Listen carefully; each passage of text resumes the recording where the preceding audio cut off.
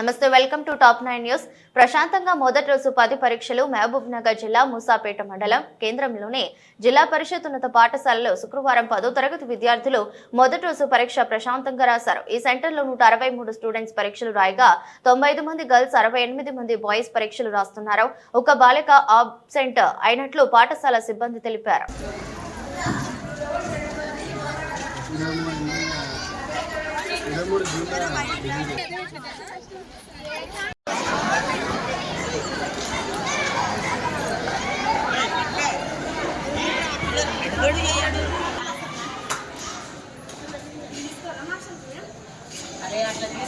రారా కొంచెం